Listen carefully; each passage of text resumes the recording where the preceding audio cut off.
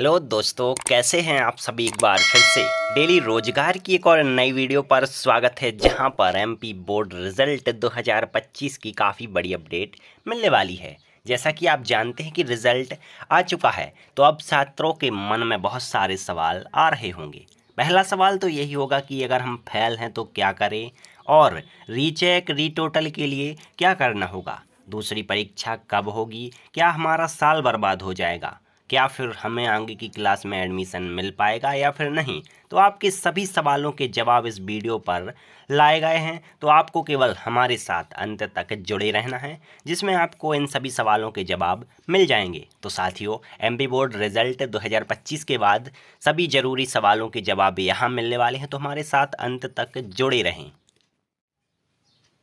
तो साथियों, सबसे पहला सवाल, एक या ज़्यादा विषय में फेल अब क्या होगा। तो साथियों, इसका जवाब इस वीडियो पर आगे आपको मिल रहा है। देख सकते हैं कि इन सभी विषयों में से छात्र को एक विषय में सप्लीमेंट्री आई है, मतलब इस बच्चे को सप्लीमेंट्री का आवेदन करना होगा। इसके बाद एक विषय की परीक्षा होगी, और आप यदि यह विषय पास कर लेते हैं तो आपको इस कक्षा के आगे की कक्षा में प्रमोट कर दिया जाएगा। तो सप्लीमेंट्री वाले छात्रों के लिए काफ़ी बढ़िया मौका है, जो कि आप एक बार फिर से परीक्षा देकर प्राप्त कर सकते हैं। इसके अलावा यदि आप 5 विषयों में फेल हो चुके हैं, मतलब 1 से अधिक या 2 से अधिक विषयों में फेल हुए हैं, तो आपको सप्लीमेंट्री नहीं बल्कि फेल माना जाएगा। लेकिन नई शिक्षा नीति के तहत अब यह सभी छात्र दोबारा से परीक्षा दे सकते हैं, मतलब आपके लिए दूसरी बोर्ड परीक्षा आयोजित की जाएगी, जिसमें यदि आप इन सभी विषयों को पास कर लेते हैं तो आपको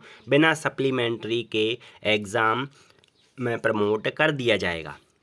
तो साथियों, जो भी 1 से अधिक विषय में फेल हुए हैं वे सभी सप्लीमेंट्री फॉर्म भर सकते हैं। इसके अलावा यदि आपको लग रहा है कि आप फेल नहीं हो सकते थे, तो आप रीचेक और रीटोटल के लिए आवेदन कर सकते हैं, जिसका दूसरा सवाल हमने आपको कहा था। तो यह दूसरे सवाल का जवाब भी आपको यहीं पर मिल रहा है, तो आपको अब आना होगा ऑफिशियल पोर्टल पर।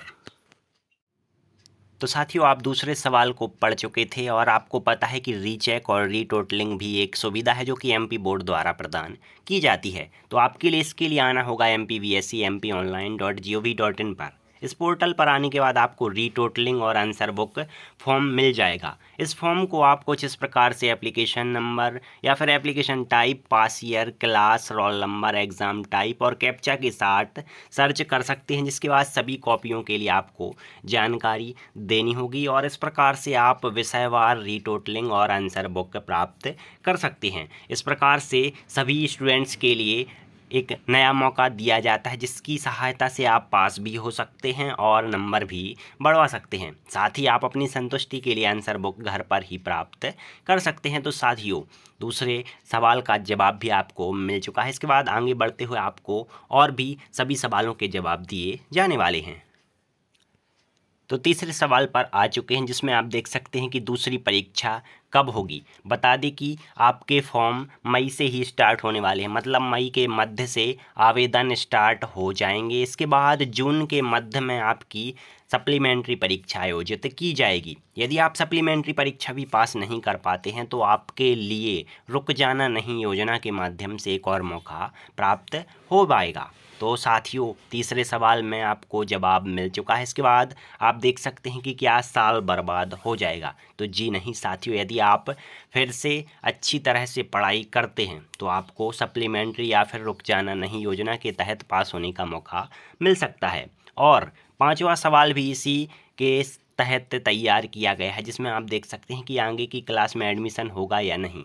तो आगे की क्लास में एडमिशन लेने के लिए पास होना ज़रूरी है। यदि आप सप्लीमेंट्री या रुक जाना नहीं परीक्षा पास कर लेते हैं, तो समय के साथ आपको एडमिशन मिल सकता है। यदि आप फिर से फेल होते हैं तो आपको इस कक्षा में ही अध्ययन करना होगा, आप आगे नहीं बढ़ पाएंगे। तो आपके सभी सवालों के जवाब यहाँ पर दिए गए। यदि आपको अभी भी समस्या लग रही है तो आप हमसे कमेंट्स में जानकारी प्राप्त करें, क्योंकि हम अगले वीडियो में आपके साथ फिर से आएंगे, जिसमें आपके सभी सवालों के जवाब देने की कोशिश की जाएगी। तो साथियों, वीडियो कैसा लगा अवश्य बताएं। हमारे साथ ऐसे ही जुड़े रहें। धन्यवाद।